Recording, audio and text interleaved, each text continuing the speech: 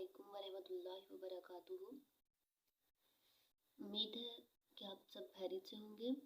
आज हम करेंगे क्वेश्चन नंबर 5 एक्सरसाइज नंबर 1.4 का। देख लेते हैं क्वेश्चन क्या है। लिखा हुआ है let A and B and C जो है ये मैट्रिसेस, इनकी वैल्यूज दी हुई हैं, वेरीफाई करना है। वेरीफाई क्या करना है, ये जो हमें नीचे ये जो दिए हुए हैं ये वाले क्वेश्चंस, इन सबको वेरीफाई करना है कि ये एक दूसरे के इक्वल है या नहीं। अच्छा, जब ए और बी लिखा हुआ है इसका मतलब है कि इनको जो है मल्टीप्लाई करना है, ए और बी को। जब हमारे पास कोई इनके दरमियान कोई डॉट वगैरह ना लगा हो तो हम जो है इनको मल्टीप्लाई करते हैं। कोई मतलब डॉट वगैरह अगर ना लगा हो या कोई मल्टीप्लाई का साइन नहीं है तो इसमें कोई कंफ्यूज होने वाली कोई बात नहीं है। ये जो है इनको आपको बस सिंपली मल्टीप्लाई करना है, ठीक है। जिस तरह मैंने आपको बताया, पहली रो को पहले कॉलम के साथ, पहली रो जो है पहले मैट्रिक्स की उसको दूसरे मैट्रिक्स की पहले कॉलम के साथ, फिर पहली रो को दूसरे कॉलम के साथ, फिर दूसरी रो को पहले कॉलम के साथ, फिर दूसरी रो को दूसरे कॉलम के साथ मल्टीप्लाई करने के बाद उनको प्लस माइनस करना है और उसका आंसर आ जाना है। उसके साथ इक्वल में जो है वो बी ए है, तो बी ए जो है अब पहले बी को रखेंगे और फिर बाद में ए वाले मैट्रिक्स को रखेंगे और रखने के बाद उनको भी आपस में उसी तरह सेम मल्टीप्लाई कर लेना है। ये जो नेक्स्ट वाला पार्ट है इसमें जो है बी और सी को सेम मल्टीप्लाई करके, ब्रेसेस में आपको बताया था, जो ब्रेस में ब्रैकेट्स में जो वैल्यूज होती हैं उनको पहले हल किया जाता है। तो जो है बी और सी को पहले करेंगे हम हल, बी और सी को पहले कर लेंगे मल्टीप्लाई और फिर जो ए वाला मैट्रिक्स होगा जो इसका मल्टीप्लाई करने के बाद आ जाएगा उसको ए वाले के साथ मल्टीप्लाई कर देंगे, ठीक है। कोई मुश्किल नहीं है, पर ये है कि आपने एक एक स्टेप को प्रॉपर करना है, क्योंकि ब्रेस लगा के, क्योंकि इसमें एक एक माइनर सी भी गलती जो है वो लास्ट में आंसर जो है वो बहुत गलत आ जाता है, बिल्कुल अनएक्सपेक्टेड आ जाता है। फिर उसकी राइट हैंड साइड करनी है और फिर प्रूव करना है कि ये दोनों इक्वल हैं, ठीक है। ये भी सिंपल क्वेश्चन है। ये बी की वैल्यू लिखी, सी की, फिर उन दोनों को ऐड करना है और फिर ए वाले के साथ मल्टीप्लाई कर देना है। इधर पहले बी को ए के साथ मल्टीप्लाई करना है, फिर ए को सी के साथ, और देन फिर उनके आंसर्स को ऐड करना है राइट साइड पे, ठीक है। इसमें बी सेम जो ऊपर बताया है वैसे ही करना है, बस माइनस है, सेम ये वाला भी वैसे ही है। अच्छा, ये है जो है लास्ट क्वेश्चन है हमारा, जो एक्सरसाइज है 1.4 का। क्या है कि ए और बी का होल ट्रांसपोज जो है वो इक्वल होना चाहिए बी ट्रांसपोज और ए ट्रांसपोज के। अच्छा, जब ये दोनों आप लिखे हुए हैं ना इस तरह, इस फॉर्म में, तो लाइक ये इस तरह लिखे हुए हैं ट्रांसपोज की फॉर्म में अलग अलग, तो ये इसका मतलब है कि डॉट वगैरह कुछ नहीं, तो ये मल्टीप्लाई होंगे इनके मैट्रिसेस, ठीक है। तो पहला वाला क्वेश्चन देख लेते हैं। हम जो है ए और बी, पहले लेफ्ट हैंड साइड लेंगे, ए और बी जो है उसको सिंपल मैट्रिक्स लिखे, उनको मल्टीप्लाई किया, उनको ऐड किया, ऐड करने के बाद उस जो हमारे पास वो जो मैट्रिक्स आ जाता है हमने उसका होल ट्रांसपोज ले लेना है। ट्रांसपोज लेना आपको बताया था कि जो हमारे पास रोज होती हैं उनको हम, जैसे ये इसकी रोज है -10 और 17, उसको कॉलम में हम चेंज कर देंगे -10 17, ठीक है।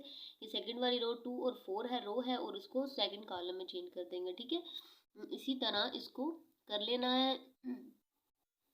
राइट हैंड साइड अब देख लेंगे। राइट हैंड साइड पर देखिए, पहले बी के ऊपर ट्रांसपोज है, तो हम पहले जो है वो बी का ट्रांसपोज लेंगे, फिर ए का ट्रांसपोज लेकर फिर देन उनको मल्टीप्लाई करेंगे। सेकंड वाला क्वेश्चन भी बिल्कुल सेम इसी तरह करना है। मल्टीप्लाई करना कोई मुश्किल नहीं है, बस ये है कि आपको एक एक जो स्टेप है उसको बहुत क्लियरली जो है उसको करना पड़ेगा, बिकॉज एक माइनस बी माइनस या प्लस की गलती आपको जो है वो एक अजीब सा ही आंसर दे देती है, फिर डिफ़िकल्ट फॉर्म हो जाती है। तो जो है वो ब्रेसेस लगा के अच्छे तरीके से उनको मल्टीप्लाई करें, देन उनको ऐड अप करें। अगर आपको वैल्यूज जो है वो बड़ी लगती हैं तो आप उनको कैलकुलेटर से ही सॉल्व करें प्लस माइनस की वजह से, क्योंकि उसमें थोड़ी सी गलती जो है वो गलत हो सकता है क्वेश्चन। मैंने ये वाली एक्सरसाइज को आप लोगों को इसलिए इधर से नोट से करवाई क्योंकि ये एक्सरसाइज बहुत लेंथी है, और टॉपिक्स तो मैंने सारे आपको समझा दिए कि मल्टीप्लाई किस तरह करना है, ट्रांसपोज कैसे लेना है, बाकी क्वेश्चन भी मैंने बता दिए कि इनको यहाँ पर ऐसे है तो इसको पहले ट्रांसपोज करना है, इसको बाद में मल्टीप्लाई करना है। तो बाकी आप देख लीजिएगा। अगर किसी भी क्वेश्चन की आपको लगता है कि मुझे दोबारा वीडियो बनानी चाहिए, उसकी समझ नहीं आई आपको, देन आप मुझे कमेंट सेक्शन में कमेंट कर सकते हैं। मैं उसकी जो है वो दोबारा से वीडियो उस क्वेश्चन की बना दूंगी कंप्लीट, कोई इशू नहीं है। देन अब मैं आपको नेक्स्ट एक्सरसाइज जो है वो करवाती हूँ। पहले हम उसके बारे में थोड़ा सा रीड आउट कर लेते हैं कि वो क्या है, उसमें क्या पढ़ना है हमने। अच्छा, जो हमारी एक्सरसाइज है ना 1.5 नेक्स्ट जो है उसमें है, उसमें क्या क्या मेथड्स हैं वो मैं आपको बता देती हूँ। उसमें सबसे पहला जो मेथड है वो डिटर्मिनेंट का मेथड है। अच्छा, पहले बता देती हूँ कि डिटर्मिनेंट होता क्या है, ठीक है। अगर इन्होंने बताया है कि लेट हमारे पास ए है और उसकी वैल्यू ये हमारे पास ये मैट्रिक्स है बी 2/2। अच्छा, 2/2 ये उसका, ये जो ए हमारे पास है ये उसका ऑर्डर लिखा हुआ है, ठीक है। ये जो है ये उसका ऑर्डर लिखा हुआ है। तो ये स्क्वायर मैट्रिक्स है। The determinant of A denoted by the ए और ए मॉड। अच्छा, मैं बता देती हूँ। हम वैसे इसको जो हमारी रेगुलर जो बोलते हैं वो उसको मॉड कहते हैं, ये डिटर्मिनेंट होता है। अच्छा, डिटर्मिनेंट का वो कह रहे हैं कि डिटर्मिनेंट जब हमने लेना होता है तो डिटर्मिनेंट के लिए हमारे पास जो है वो स्क्वायर मैट्रिक्स होना चाहिए, स्क्वायर मैट्रिक होना चाहिए। उस दूसरा वाला जो है वो भी हो जाता है, बट वो थोड़ा सा अलग वाला होता है, उसका तरीका अलग होता है। हम इसमें बस 2 वाला पढ़ेंगे, वो आगे लेवल्स पे जो है वो जाके होता है।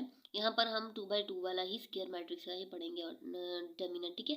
डिटर्मिनेंट को शो किस तरह करना है, ये मॉड की शक्ल में। जब आपने किसी भी जो है मैट्रिक्स का डिटर्मिनेंट लेना है ना तो आपने उसको मॉड में लिख लेना है, ठीक है। मॉड में लिखने के बाद जो यहाँ से पहली वैल्यू है उसको इधर से उसके अपोजिट वाली वैल्यू के साथ मल्टीप्लाई करना है। ए और डी है तो ए और डी लिख लिया, दरमियान में हमने इसके लगाना है माइनस, ठीक है। माइनस लगाना है इसके दरमियान में। देन ये और ये वाली क्रॉस मल्टी, जैसे आप कहते हो ना क्रॉस मल्टीप्लाइकेशन, सेम वैसे ही जो है वो प्रोसेस इधर करना है। इसको क्रॉस मल्टीप्लाइकेशन, ये ए और डी हो गया, इसका किया तो ये बी और सी हो गया, दरमियान में लगा लिया माइनस, ठीक है। वो ये जो है ये एक हमारे पास रियल नंबर आ जाता है। तो यही हमारे पास डिटर्मिनेंट है। डिटर्मिनेंट को हल करना बस इतना सा प्रोसेस है।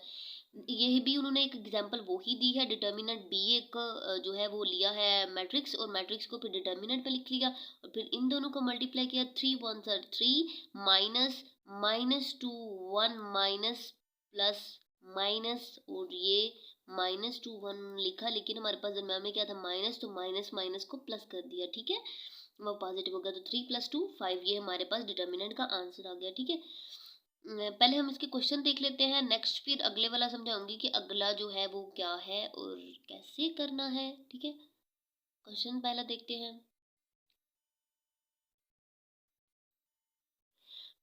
ये देखें, ये जो है इसका फर्स्ट पार्ट है। उन्होंने बोला है find the determinant of the following matrices. ये कह रहे हैं कि हमने ये वाले मैट्रिसेस दिए हुए हैं, आप इनका डिटर्मिनेंट जो है वो फाइंड करें। तो मैं आपको जो है एक का करके दिखाती हूँ कि कैसे करना है। ये मैंने जो क्वेश्चन नंबर ए है वो लिख लिया है, तो मैं इसको ना लेट कर देती हूँ। ये मेरे पास जो है ए के इक्वल है ये मैट्रिक्स, ठीक है। तो जब ए के इक्वल ये मैट्रिक्स है तो मैं इसको अब इसका जो है वो डिटर्मिनेंट लेती हूँ। तो मैं लिख लूँ कि मैंने आपको बताया कि जब डिटर्मिनेंट लेना है तो इसको मॉड के साथ शो कर ले, मतलब ये दो लाइनें होती हैं, इनको डिटर्मिनेंट्स कहते हैं। लेकिन आम लैंग्वेज में हम इनको मॉड भी कहते हैं। तो डिटर्मिनेंट लिख लिया -1 -2 1 और 0, ये बिल्कुल वही मैट्रिक्स लिख लिया, ठीक है। अब हमने कर लेना है इसकी क्रॉस मल्टीप्लिकेशन, ठीक है। जैसे मैंने आपको बताया, इसको और इसको मल्टीप्लाई करना है। -1 और 0 दरमियान में माइनस का साइन, और इन दोनों को -2 और ये रहा 1, ठीक है। अब माइनस और ये 0 के साथ खत्म हुआ, तो 0 के साथ कोई भी चीज़ मल्टीप्लाई हो वो माइनस में हो या प्लस में हो वो खत्म हो जाती है, ठीक है। तो माइनस और माइनस प्लस, 2 1 2, तो इसका आंसर हमारे पास आ गया 2, ठीक है। ये इसका सेम बिल्कुल इजी क्वेश्चन है, कोई मुश्किल नहीं है, बिल्कुल ऐसे ही करने हैं। ये देखें, ये हमारे पास सारे क्वेश्चन है। मैं आपको बुक पर भी बता देती हूँ कि इसको कैसे करना है। इसको जब हम लिख लेंगे, इसका डिटर्मिनेंट लिख लेंगे, तो -2 को 1 के साथ मल्टीप्लाई किया तो -2 आ गया। फिर माइनस दरम्यान में लिखा 3 2 ज़ार 6, तो ये -2 -6 -8, ठीक है।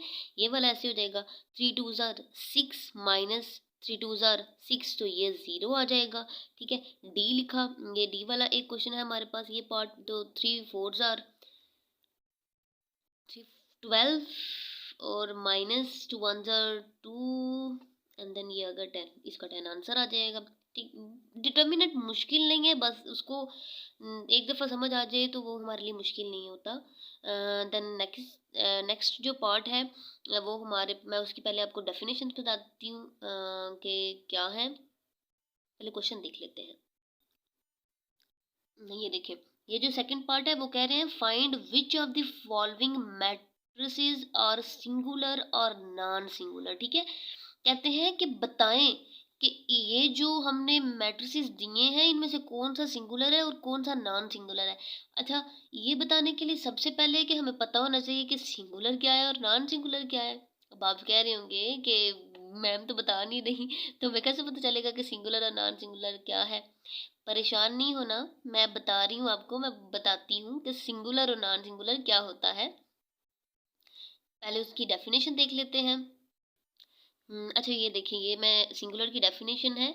A singular matrix A is called singular if the determinant of the A is equal to 0। अच्छा, कहते हैं कि एक जो स्क्वायर मैट्रिक्स ए होता है वो तब सिंगुलर होता है, उसको हम सिंगुलर कहेंगे जब उसका डिटर्मिनेंट जो है वो इक्वल आए 0 के, ठीक है। जैसे हमारे पास लेट्स सपोज कि ए ये एक मैट्रिक्स है, हम इसका डिटर्मिन ले लेते हैं। 1 को 0 के साथ मल्टीप्लाई किया, -2 को 0 के साथ मल्टीप्लाई किया, 0 -0 आ गया, इसका आंसर आ गया 0। तो ये क्या हुआ, ये सिंगुलर मैट्रिक्स हुआ, ठीक है। अब नॉन सिंगुलर की देख लेते हैं डेफिनेशन।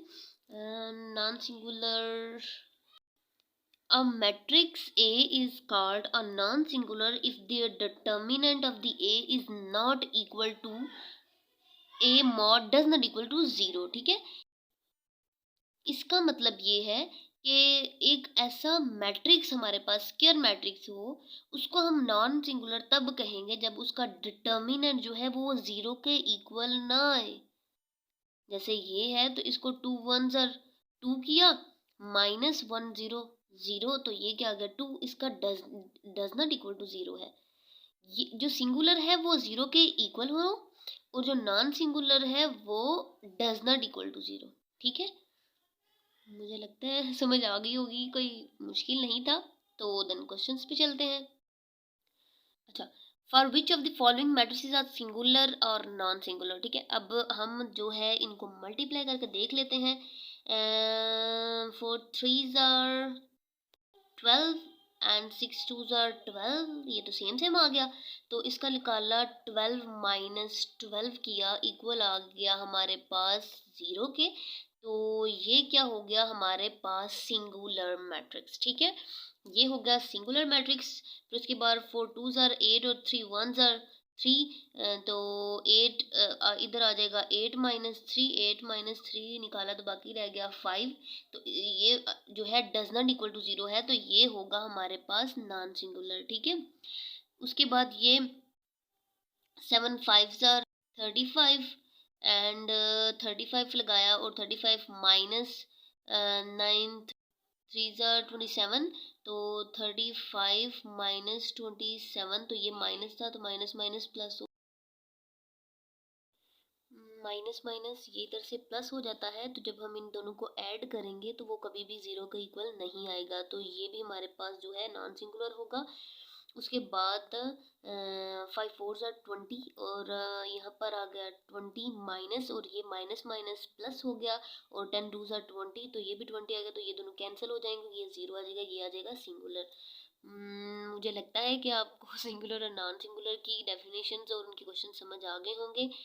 देन नेक्स्ट पार्ट पे चलते हैं। पहले मैं आपको बता देती हूँ कि मल्टीप्लिकेटिव इनवर्स होता क्या है, ठीक है। पहले इसकी डेफिनेशन देख लेते हैं। ये मल्टीप्लिकेटिव इन्वर्स की डेफिनेशन क्या है? Let A B and B be two non singular square matrix. अच्छा, नॉन सिंगुलर कौन से होते हैं? जो कि does not equal to zero हो, ठीक है। तो ऑफ द सेम ऑर्डर, जो कि सेम ऑर्डर के हों, then A and B are said to be a multiplicative inverse. मैं आपको इसका सही तरीके से बता देती हूँ कि इसको क्या करना है। क्या मतलब है कि हमारे पास अगर दो मैट्रिक्स हों ए और बी, और वो नॉन सिंगुलर हो, वो दो जो है वो जीरो के इक्वल ना हो, तो वो मल्टीप्लिकेटिव इनवर्स जो है वो कहलाते हैं, ठीक है। तभी वो मल्टीप्लिकेटिव मतलब मल्टीप्लिकेट कर किए जा सकते हैं जब वो के नॉन सिंगुलर हो, जीरो हो, नॉन जीरो हो, ठीक है। उसके बाद जो है वो मल्टीप्लिकेटिव इनवर्स निकालना किस तरह है, उसको डोनेट किस साइन से किस तरह से किया जाता है, वो भी सारा बता देती हूँ मैं आपको। आप यहाँ से देखें, ये पूरी एग्जाम्पल जो है वो पीछे उन्होंने दी हुई है। तो मैं खुद से आपको इसकी जो है वो डेफिनेशन जो है उसका कंप्लीट बता देती हूँ कि क्या होता है। लेट्स सपोज कर लेते हैं कि हमारे पास, जैसे मैं चले ये क्वेश्चन ले लेती हूँ जो मैंने आपको वैसे पहले डिटर्मिनेंट का जो है वो समझाया है। कह लेते हैं कि ये एक हमारे पास मैट्रिक्स है, कह देते हैं कि इसका ये जो मैट्रिक्स है इसका आप जो है मल्टीप्लिकेटिव इनवर्स निकालें। मैं लेट कर लूँगी उसे ए के, और फिर मैं उसको ए इनवर्स के लेट कर लूँगी, ठीक है। और ए इनवर्स जो होता है ना, ये मल्टीप्लिकेटिव इनवर्स है। फिर इसका जो है वो आगे हम जो मल्टीप्लिकेटिव का जो है वो फार्मूला वो लगा लेंगे। जैसे कि इन्होंने यहाँ पर बुक में वैसे ही दिया हुआ है कि लेट हमारे पास अगर m की वैल्यू होती है ना, तो हम उसे लिखेंगे adjoint of m over m mod, ठीक है। ये तब ही पॉसिबल है when our mod does not equal to zero. अब मॉड का जो हमारा आंसर है वो कभी भी जीरो के इक्वल ना आए।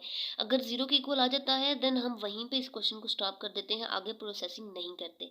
मैं आपको फर्स्ट क्वेश्चन दिखाती हूँ कि उसको कैसे करना है, फिर आपको ऐसा ऐसा समझ आ जाएगी कि कैसे करना है, ठीक है। ये मैंने लिख लिया है क्वेश्चन नंबर 1। इसका उन्होंने बोला है कि मल्टीप्लिकेटिव इनवर्स निकाले अगर तो एग्जिस्ट करता है, ठीक है। एग्जिस्ट कैसे करेगा, पहले जो है मैं आपको मल्टीप्लिकेटिव इनवर्स का जो है वो फार्मूला लिख के बता देती हूँ। ए इनवर्स इक्वल टू, जो इनवर्स उसका लेना होता है जो इधर होता है, ठीक है। क्वेश्चन में क्या है? Designed of A over A determinant, ठीक है। ये जो है ये इसका फॉर्मूला है जो आपको जो है वो माइंड में याद रखना है, मुश्किल नहीं है। A inverse equal to adjoint of A over A mod, ठीक है। सबसे पहले हम निकाल लेते हैं ए मॉड।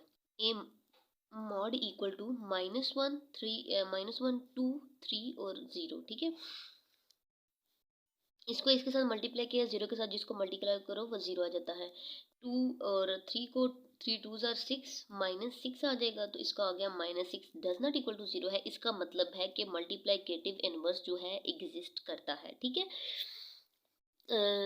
तो हम इसके नीचे बस इतना, आप ये डज नॉट इक्वल आ जाए ना तो आप बस इतना नीचे लिखेंगे कि it is a non singular matrix therefore the solution is possible, ठीक है। सॉल्यूशन मीन कि ये जो इन्वर्स है ये पॉसिबल करता है, एग्जिस्ट करता है, ठीक है। तो जब ये आ गया तो अब रह जाता है हमारे पास जो है एडजॉइंट। तो एडजॉइंट ऑफ ए जो है वो किस तरह से निकालते हैं वो भी मैं आपको बता देती हूँ। एडजॉइंट ऑफ ए, पहले मैं ना ये देखिए आपको ए मैट्रिक्स की वैल्यू क्या है, -1 और 0, ठीक है, और 3 और 2, ठीक है। अच्छा, एडजॉइंट ऑफ ए जो है वो कैसे लेना होता है, जो ये वाली वैल्यूज होती है ना, ये वाली, इस तरह वाली, इन दोनों की सीट्स, जगहें चेंज कर दी जाती हैं, इनकी पोजीशन जो है वो चेंज कर दी जाती है। भला कैसे बताती हूँ मैं आपको, ये देखें, वो क्या था, वो था -1 और 0, ऊपर था -1 और नीचे था 0। अब इधर 0 आएगा, इधर आएगा -1, ठीक है। ये हो गया एक स्टेप। दूसरा स्टेप क्या है एडजॉइन का लेने का, कि जो ये वाले होते हैं ना, इनकी साइन चेंज कर दिए जाते हैं। साइन के अगर इनके साथ माइनस है तो प्लस कर दो, प्लस है तो माइनस कर दो। इन दोनों के साथ प्लस है तो इन दोनों के साथ जो है वो आ जाएगा माइनस, ठीक है। ये भी आ गया, मॉड भी आ गया, तो अब इसके साथ जो है फार्मूला लगा लेंगे, सीधा सीधा उसको पुट कर लेंगे। A inverse is equal to adjoint of A, adjoint क्या है 0 -2 3 और -1 और ओवर मॉड ऑफ ए था, मॉड ऑफ ए का आंसर है हमारे पास -6। ठीक है, जब ये देखें ये जो है ये नीचे है इन सब वैल्यू के। ठीक है, अगर मैं क्या करूं कि इसको जो है वो इस तरह लिख लूं अलग करके, 1/-6 और 0 -2 और 3 और -1, तो क्वेश्चन पे कोई खासा जो है वो फर्क तो नहीं पड़ता, क्योंकि यहाँ पर भी नीचे ही है -1/6 -6 और यहाँ पर भी मैंने 1/-6 ही किया है। ठीक है, तो अगर मैं इसको वैसे भी लिखूं तो इस तरह लिख सकते हैं दोबारा से। इसके बाद क्या करेंगे कि इसको जो है वो अंदर मैट्रिक्स के मल्टीप्लाई कर देंगे। वो कैसे करना है, इधर किया तो ये आ गया 0/-6, 3 मल्टीप्लाई बाय 1/-6, इधर भी आप वैसे मल्टीप्लाई करके लिख सकते हैं। ठीक है, तो -2 मल्टीप्लाई बाय 1/-6, तो -1 मल्टीप्लाई बाय 1/-6। ठीक है,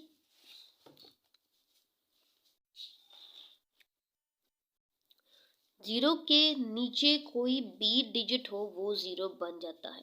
ठीक है, 3 1s are 3, 3 2s are 6, ये आ गया -1/2।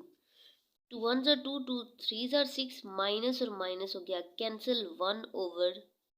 ठीक है, ये तो माइनस और माइनस कैंसिल हो जाएगा, ये 6 और 1 वैसे ही रह जाएगा, तो 1/6 इसको लिख लेंगे। तो ये हमारे पास जो है मैट्रिक्स आ गया आंसर। ठीक है, बस इतना सा करना है, कोई मुश्किल नहीं है। बस सबसे पहले जो है क्वेश्चन को हमें देखना है फार्मूला, कि इसका फार्मूला क्या है। फार्मूला करने के बाद हमें पता चला कि इसमें एडजॉइंट और मॉड डिटर्मिनेंट चाहिए। ठीक है, तो पहले डिटर्मिनेंट निकाल लिया, बेशक आप डिटर्मिनेंट निकालो या एडजॉइंट पहले निकालो, कोई मसला नहीं होता। फिर एडजॉइंट निकाले, फिर उनकी वैल्यूज पुट की, तो जो नीचे मॉड था उसको बाहर लिख गए, फिर उसको अंदर डिवाइड कर दिया, देन उसका आंसर आ गया। बाकी जो ये सेकंड और थर्ड पार्ट है ये बिल्कुल फर्स्ट वाले की तरह है, और जो फोर्थ पार्ट है उसकी शक्ल थोड़ी सी डिफ़िकल्ट है फॉर्म, लेकिन वो डिफ़िकल्ट क्वेश्चन नहीं है, तो मैं फिर भी आपको वो वाला क्वेश्चन जो है वो समझा देती हूँ, कोई मुश्किल नहीं है। ये मैंने क्वेश्चन नंबर 4 जो है लिख लिया है। इसका बताती हूँ अब इसका इन्वर्स कैसे लेना है। आपको बताया था कि जो इन्वर्स का मल्टीप्लिकेटिव इन्वर्स का जो फार्मूला लगाना है वो इसको क्वेश्चन के नेम को जो है वो देख के लगाना है। तो नेम लिख लेती हूँ और फिर उसके बाद उसके ऊपर इन्वर्स लगा लिया। ठीक है, अब क्या है, adjoint of D over D determinant. ठीक है, ये हो गया इसका फार्मूला। अब क्या चाहिए मुझे, पहले एडजॉइंट चाहिए। Adjoint of D equal to, मैंने बताया आपको कि जो ये वाले जो हैं उनके प्लेसेस जो हैं, उनकी स्पॉट्स जो हैं वो चेंज कर दी जाएंगी। जैसे इधर 2 आ जाएगा, उधर 1/2 आ जाएगा, पहले ऊपर 1/2 था और नीचे 2 था, कर ली। इन दोनों के जो है वो साइन चेंज करना है, इन दोनों के साथ कोई भी साइन नहीं है तो हम इनके साथ माइनस लगा देंगे, -1। ये आ गया एडजॉइन। अब मॉड निकाल लेते हैं, डी का मॉड इक्वल टू, अच्छा ये मॉड लगाना था, इधर ध्यान से करिएगा, इधर मॉड लगाना होता है, नहीं लगाए तो क्वेश्चन जो है वो गलत हो जाता है पेपर्स में। मॉड कैसे लेना है, 1/2 आपको बता दिया है पहले मैंने, और इसके साथ 2, इन दोनों को क्रॉस मल्टीप्लिकेशन यहाँ पर करनी होती है, दरमियान में माइनस का साइन यूज़ करना होता है। ठीक है, मैं कैलकुलेट करके कैलकुलेट करके आपको बताती हूँ कि इसको कैसे, इसका आंसर क्या आता है। ये इसका आंसर आ गया है 1/4। ये डज नॉट इक्वल टू 0 है, इसका मतलब है कि मल्टीप्लिकेटिव इनवर्स जो है वो एग्जिस्ट करता है। तो वही लाइन जो मैंने आपको बताई कि it is a non singular matrix therefore the solution is possible, then हम उसका जो है वो इनवर्स निकाल लेंगे। ऊपर क्या लगाना है, एडजॉइंट की वैल्यू, और एडजॉइंट की वैल्यू क्या थी हमारे पास, 2 -3/4 -1 और 1/2। ठीक है, एडजॉइंट ओवर मॉड। ठीक है, मॉड क्या आया है हमारे पास, 1/4। ठीक है, 1/4। अच्छा, दूसरी बात कि आपने पहले पढ़ा ही होगा जो है किसी भी नॉर्मली जो है छोटी क्लासेस में ही सिखाया जाता है कि जब नीचे जो है वो बटे की फॉर्म में चीज़ हो तो हम इसको ऊपर तो लेके जा, अच्छा इसको ये नीचे हो रहा है मल्टीप्लाई, मैं इसको ऐसे लिख लेती हूँ। मैं ऊपर वाला मैंने लिखा है ना डिजाइन वाला, उसको लिख लिया। ये हो रहा है डिवाइड, डिवाइड हो रहा है ना 1/4 इसके नीचे। तो 1 तो नीचे रहा, ये नीचे था ना, इसको ऊपर ले जाऊंगी मैं, ठीक है। जो 4 है, ये 1 ओवर है ना 4, तो 1 तो नीचे रहा, ये 4 जो है इसको मैं ऊपर ले जाऊंगी। मतलब ये कि जब मैं इसको ऊपर लेके जाऊंगी, मतलब इसको मैं मल्टीप्लाई करती हूँ, ये डिवाइड हो रहा है ना, तो जब हम किसी भी चीज़ को डिवाइड करते हैं 1/4 होती है, तो जब उसको मल्टीप्लाई करते हैं तो वो 4/1 बन जाएगा, ठीक है। जब मैं इसको मल्टीप्लाई करूंगी इधर 4/1, तो ये आ जाएगा 4, ऊपर नीचे आ जाएगा 1, तो 4 लिख के साथ मैंने ये मैट्रिक्स पूरा जो डिजाइन आया है उसको लिख लिया, ठीक है। नीचे 1 लगा लिया, आप नीचे 1 लगा लो, 1 की कोई वैल्यू नहीं होती तो फिर उसको उधर से रिमूव कर दो, ठीक है। उसके बाद 4 को जो है मैट्रिक्स के अंदर हर वैल्यू के साथ जो है वो मल्टीप्लाई कर दो, क्योंकि ये मल्टीप्लाई हो रहा है। इसको मल्टीप्लाई किया तो 4 2 ज़ार हो गया 8, इधर आ गया 4 मल्टीप्लाई बाय -3/4 -1 मल्टीप्लाई बाय 4, और है 4 मल्टीप्लाई बाय 1/2, ये हो गया। इधर तो मैंने सीधा सीधा 4 2 ज़ार 8 लिख लिया है, तो इधर आ गया 8, ये और ये कैंसिल हो गया, इधर आ गया -3, इधर आ गया -4, इधर आ गया 2। और बिल्कुल यही इस क्वेश्चन का आंसर है, आप पीछे से इसको चेकआउट कर सकते हैं। ये क्वेश्चन भी कंप्लीट हो गया है। ये देखिए, ये जो क्वेश्चन है ये कोई मुश्किल क्वेश्चंस जो है वो नहीं है, कि आपको लगे बिल्कुल जो मैंने फर्स्ट वाला पार्ट करवाया है उसी की तरह है। तो आज के लिए इतना ही, आप इनको प्रिपेयर कर दीजिएगा, देन मैं नेक्स्ट वाला जो है वो जल्दी ही अपलोड कर दूंगी। अल्लाह हाफिज़।